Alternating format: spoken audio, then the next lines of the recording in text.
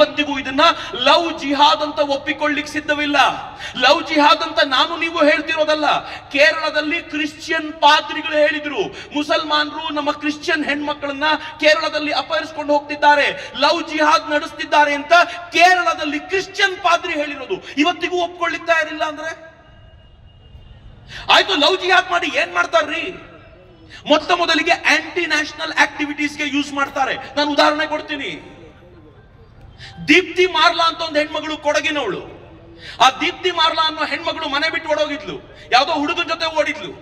ಸ್ವಲ್ಪ ದಿನ ಆದ್ಮೇಲೆ, ಕೆಲವು ವರ್ಷಗಳಾದ್ಮೇಲೆ NIA ಅವ್ರ ಮನೆಗೆ ಬಂತು, ನಿಮ್ ಮನೆ ಹುಡುಗಿಯಲ್ಲಿ ಅಂತ. ತಂದೆ ಹೇಳಿದ್ರು, ಅವಳು ಮನೆ ಬಿಟ್ಟು ಬಹಳ ವರ್ಷಗಳಾಗೋಗಿವೆ, ಈಗ ಯಾಕೆ ಬಂದಿದ್ದೀರಿ ಅಂದ್ರೆ, ಆಗ ಅವ್ರು ಹೇಳ್ತಾರೆ, ಐಸಿಸ್ ನಲ್ಲಿ ಮಾಸ್ಟರ್ ಮೈಂಡ್ ಆಗಿ ಕೆಲಸ ಮಾಡ್ತಾ ಇರುವಂತ ಹೆಣ್ಣು ಮಗಳು ದೀಪ್ತಿ ಮಾರ್ಲಾ ಅಲಿಯಾಸ್ ಮರಿಯಂ, ನಿಮ್ಮ ಮಗಳು ಅವಳು ಅಂತ. ಕೊಡಗಿನಿಂದ ಓಡ್ ಹೋಗಿ ಐಸಿಸ್ಗೆ ಮಾಸ್ಟರ್ ಮೈಂಡ್ ಆಗಿ ಕೆಲಸ ಮಾಡ್ತಿದ್ಲು. ಮಿತ್ರೆ, ಅದೇ ಕೊಡಗಿನಲ್ಲಿ ವಿರಾಜಪೇಟೆಯಲ್ಲಿ ಬೀಡಿ ಕಟ್ಟುವಂತ ಒಂದು ಹೆಣ್ಣು ಮಗಳು ಆಶಾ, ಅವಳನ್ನ ಆಯಿಷಾ ಅಂತ ಕನ್ವರ್ಟ್ ಮಾಡ್ಲಾಯ್ತು. ಮುಂಬೈನ ಹುಡುಗ ಜುಬೇರ್ ಅವಳನ್ನ ಮದುವೆ ಆಗಿ ಮಂಗಳೂರಿಗೆ ಕರ್ಕೊಂಡು ಬಂದ. ಪೊಲೀಸರು ಒಂದು ದಿನ ಅವಳನ್ನ ಅರೆಸ್ಟ್ ಮಾಡ್ಕೊಂಡು ಬಂದ್ರು. ಯಾತಕ್ ಗೊತ್ತಾ? ದುಬೈನಲ್ಲಿದ್ದಂತ ಜುಬೇರ್ ಇಲ್ಲಿ ಹಣಕಾಸಿನ ವಹಿವಾಟು ಮಾಡ್ಲಿಕ್ಕೆ, ಬೇನಾಮಿ ಹಣಕಾಸಿನ ವಹಿವಾಟಿಗೆ ಅವಳನ್ನು ಬಳಸ್ಕೊಳ್ತಾ ಇದ್ದ. ಅವಳಿಗೆ ಸಿಕ್ಕಾಕೊಂಡು ಜೈಲಿನಲ್ಲಿದ್ದಾಳೆ. ಎಷ್ಟು ಪ್ರಕರಣಗಳಿಂತದ್ದು ಬೇಕು? ಬರೀ ಈ ಕಾರಣಕ್ಕೋಸ್ಕರ ಅಲ್ಲ, ಇವರು ಸೆಕ್ಸ್ ಸ್ಲೇವ್ಸ್ ಆಗಿ ಕರ್ಕೊಂಡೋದ ಹೆಣ್ಮಕ್ಳನ್ನು ಬಳಸ್ಕೊಳ್ತಾರೆ. 21,000 ಹೆಣ್ಮಕ್ಳು ನಾಪತ್ತೆ ಆಗೋದ್ವಿ ಅಂತ ಮಾತಾಡ್ತಿದೀವಲ್ಲ, ಇವ್ರು ಎಲ್ಲಿದ್ದಾರೆ ಅಂತ ಕೇಳಿದ್ರೆ ನನಗೂ ಅನುಮಾನ ಇದೆ, ಎಲ್ಲಾದ್ರೂ ಸೆಕ್ಸ್ ಸ್ಲೇವ್ಸ್ ಆಗಿ ಬಳಕೆಯಾಗ್ತಿದ್ದಾರಾ ಅಂತ. ಹೇಗ್ ಸಿಗುತ್ತೆ ಇವ್ರಿಗೆ ನಮ್ಮ ಹೆಣ್ಮಕ್ಳ ಕಾಂಟ್ಯಾಕ್ಟ್ಸು? ಮೊದಲಾಗಿದ್ರೆ ಇವ್ರು ರೀಚಾರ್ಜ್ ಸೆಂಟರ್ಗಳಲ್ಲಿ ಫೋನಿಗೆ ರೀಚಾರ್ಜ್ ಮಾಡಿಸ್ಲಿಕ್ಕೆ ಹೋದಾಗ ಕಾಲ್ ಸಿಕ್ತಿತ್ತು, ಮಾಡ್ಕೊಳ್ತಿದ್ರು. ಈಗ ಏನ್ ಮಾಡ್ತಿದ್ದಾರೆ ಗೊತ್ತಾ? ಗೇಮ್ಸ್ಗಳ ಮೂಲಕ ತಗೊಂಡ್ ಬರ್ತಿದ್ದಾರೆ. ನೀವು ಆಟ ಆಡುವಾಗ ನಿಮ್ ಡಾಟಾ ಎಂಟ್ರಿ ಮಾಡ್ತಿರಲ್ಲ, ಆ ಎಂಟ್ರಿಯ ಮೂಲಕ ಹುಡುಕ್ಲಿಕ್ಕೆ ಶುರು ಮಾಡಿದ್ದಾರೆ.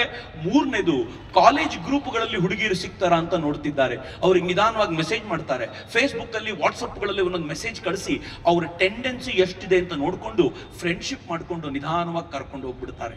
ಅಲ್ಲಿಗೆ ನಾವು ನೋಡ್ತಾ ಕೂತಿರ್ತೀವಿ, ನಮ್ಮ ಹೆಣ್ಮಕ್ಳು ಕಳೆದೇ ಹೋಗ್ಬಿಡ್ತಾರೆ. ನಮ್ಮ ಹೆಣ್ಮಕ್ಳು ಪ್ರಾಬ್ಲಮ್ ಏನ್ ಗೊತ್ತಾ ಮಿತ್ರರೇ? ಒಂದು ಸಲ ಈ ತರದ ರಿಲೇಶನ್ಶಿಪ್ ಒಳಗೆ ಸಿಕ್ಕಾಕೊಂಡ್ ಬಿಟ್ರೆ ಅವರಿಗೆ ಹೊರಗೆ ಬರ್ಲಿಕ್ಕೆ ಯಾವ ಮಾರ್ಗವೂ ಇಲ್ಲ.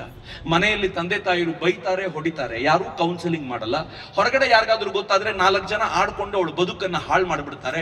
ಎಲ್ಲಾದ್ರೂ ಒಂದು ಕಡೆ ಆ ಹೆಣ್ಮಕ್ಳಿಗೆ ನಿನ್ ದುಃಖ ನಾನ್ ಕೇಳ್ತೀನಮ್ಮ, ನಾನು ಇದ್ದೀನಿ ಅಂತ ಹೇಳಬಲ್ಲಂತ ಒಂದು 4 ಜನ ಹುಬ್ಬಳ್ಳಿಲಿ ಇಲ್ಲ ಅಂದ್ರೆ, ಹುಬ್ಬಳ್ಳಿಯಲ್ಲಿ ಬರೋ ದಿನಗಳಲ್ಲಿ ಇಂಥ ಪ್ರಕರಣ ಜಾಸ್ತಿ ಆಗೋದನ್ನ ನಾವು ನೋಡ್ತೀವಿ ಅಂತ. ಪೊಲೀಸರು ಏನು ಕಡಿಮೆ ಇಲ್ಲ, ತುಂಬಾ ಜನ ಪೊಲೀಸರು ಇದ್ದಾರೆ. ಅವ್ರು ಇವತ್ತು ಏನ್ ಮಾಡ್ತಾರೆ ಗೊತ್ತೇನು? ಅವ್ರು ಇವತ್ತು ಒಂದ್ ಕೆಲಸ ಮಾಡ್ತಾರೆ. ಚಕ್ರವರ್ತಿ ಸೂಲಿಬೆಲೆ ಇವತ್ತು ಈ ಧರ್ಮಗಳ ನಡುವೆ ಬೆಂಕಿ ಹಚ್ಚಲಿಕ್ಕೆ ಪ್ರಯತ್ನ ಮಾಡಿದ್ದಾರೆ ಅಂತ ಒಂದು FIR ಹಾಕ್ತಾರೆ.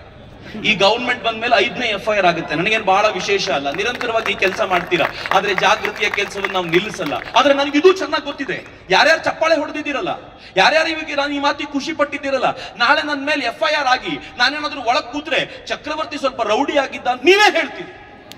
ಹಿಂದೂ ಸಮಾಜದ ಪ್ರಾಬ್ಲಮ್ ರೀ ಇದು. ಯಾರು ದನಗಳನ್ನ ತಗೊಂಡೋಗೋರ್ನ ನಿಲ್ಲಿಸಬೇಕು ಅಂತ ಪ್ರಯತ್ನ ಪಡ್ತೀರೋ ಇವನೊಬ್ಬ ರೌಡಿ ಅಂತ ನಾವೇ ಕರೆಯೋದು.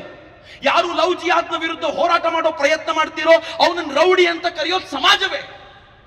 ಮಿತ್ರ, ನಾವೇ ಇದನ್ನ ಅರ್ಥ ಮಾಡ್ಕೊಳ್ಳಿಲ್ಲ ಅಂತಂದ್ರೆ ಇನ್ಯಾರು ಅರ್ಥ ಮಾಡ್ಕೊಳ್ಬೇಕಾಗಿದೆ? ನೀವು ಪೊಲೀಸರ ಹತ್ರ ಈ ಕೇಸ್ ತಗೊಂಡೋಗಿ, ಅಕಸ್ಮಾತ್ ಏನಾದ್ರೂ ನೇಹ ಬದುಕುಳಿದಿದ್ರೆ ಅಥವಾ ಅವಳೇನಾದ್ರೂ ಇದಕ್ಕಿಂತ ಮುಂಚಿತವಾಗಿ ನಂಗೆ ಈ ಹುಡುಗನ ಮೇಲೆ ಪ್ರಾಬ್ಲಮ್ ಇದೆ ಅಂತ ತಗೊಂಡೋಗಿದ್ರೆ ಪೊಲೀಸರು FIR ಮಾಡ್ತಿರ್ಲಿಲ್ಲ ರೀ. FIR ಯಾವಾಗ ಮಾಡ್ತಿದ್ರು ಗೊತ್ತಾ? ಹಿಂದೂ ಸಂಘಟನೆಗಳು ಗಲಾಟೆ ಮಾಡ್ಲಿಕ್ಕೆ ಅಂತ ನಿಂತ್ಕೊಂಡ್ರೆ FIR ಮಾಡ್ತಿದ್ರು. FIR ಅಲ್ಲೂ ಕೂಡ ಒಂದು ಹುಡುಗಿ ಓಡೋಗಿದ್ರೆ ಮಿಸ್ಸಿಂಗ್ ಅಂತ ಪ್ರಕರಣ ಹಾಕಿ ಅದನ್ನ ಹಾಗೂ ಹೀಗೂ ಮಾಡಿ ರಿಪೋರ್ಟ್ ಹಾಕಿ ಮುಚ್ಚಿಬಿಡ್ತಿದ್ರೆ ಹೊರತು ಎಲ್ಲೂ ಕೂಡ FIR ಹಾಕಿ ಅವನನ್ನು ಎಳ್ಕೊಂಡು ಬಂದು ನಿಲ್ಲಿಸಿ 4 ಬಾರಿಸುವಂತ ಪ್ರಕ್ರಿಯೆ ನಡೆಯದೇ ಇಲ್ಲ. ಆಮೇಲೆ ಏನಾಗುತ್ತೆ ಗೊತ್ತಾ?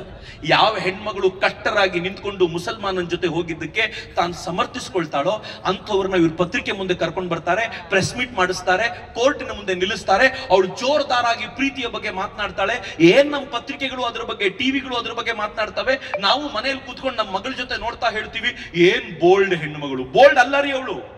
ಅವಳು ತನ್ನ ಧರ್ಮವನ್ನು ಬಿಟ್ಟು ಓಡೋಗಿರೋದು. ನಾವು ಹೇಳಬೇಕಾಗಿರುವಂತ ಅಗತ್ಯ ಇತ್ತು ನಮ್ಮ ಹೆಣ್ಮಗಳಿಗೆ.